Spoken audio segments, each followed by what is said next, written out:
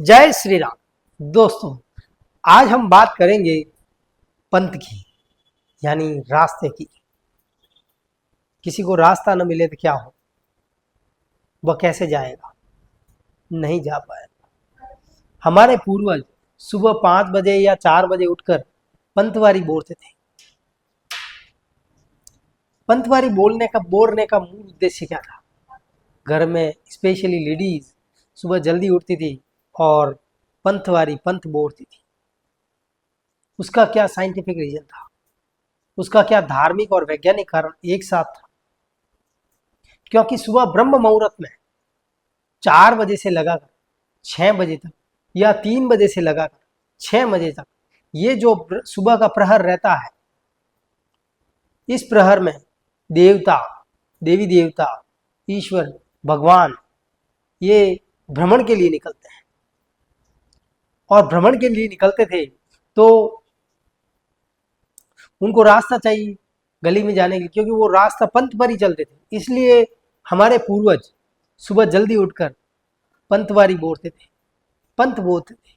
आज भी गांव में बहुत सारी लेडीज पंथ बोलने के लिए जाती है, खास करके कार्तिक मास में।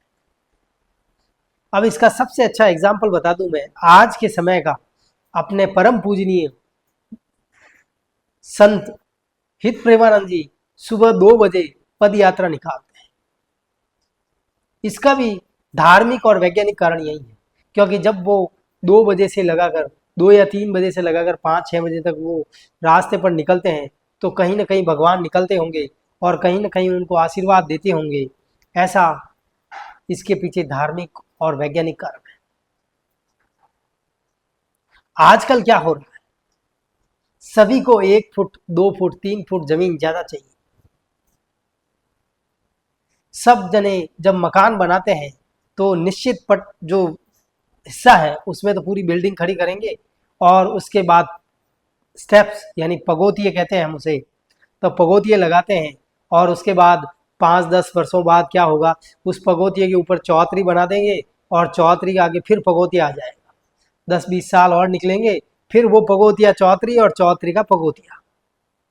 ऐसे करके जहाँ पर 2 गाड़ियाँ निकलती हैं बड़ी बड़ी, उस वहाँ पर एक गाड़ी भी निकलना मुश्किल हो जाती है, क्योंकि इधर वाला भी बढ़ता है और उधर वाला भी बढ़ता है। हमने रास्ते को खाना चालू कर दिया है, रास्ते को रोकना चालू कर दिया है। तो जब मानव निकलता है वो भी मन में बुरे भाव लेकर निकलता है कि कहाँ फंस गए यार, रास्ता मिल नहीं रहा है, बहुत संकरा रास्ता है, गाड़ी निकालने में बहुत दिक्कत होती है। सामने भी गाड़ी आ जाए तो गाड़ी निकलने में बहुत दिक्कत होती है। उस 4 फुट जमीन का आप क्या करेंगे? आपके घर के सामने वो जो 4 फुट जमीन है, वो आपकी घर की शोभा बढ़ाती है। आपकी खुद की गाड़ियां खड़ी रह सकती है, गली में वैन है, कभी जरूरत पड़ जाए, मेडिकल इमरजेंसी हो जाए तो एम्बुलेंस आ सकती है। पर ऐसा नहीं है, सबको 4 फुट जगह ज्यादा चाहिए, क्योंकि वो साथ लेके जाने वाले हैं उस 4 फुट जगह।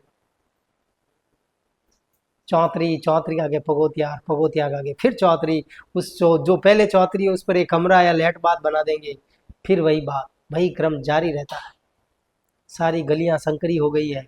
और आप देखिए, जो लोग रास्ते को रोकते हैं उनको ईश्वर का आशीर्वाद कभी नहीं मिलता। वो छोटी मोटी या बहुत सारी परेशानियों से हमेशा दुखी रहते हैं।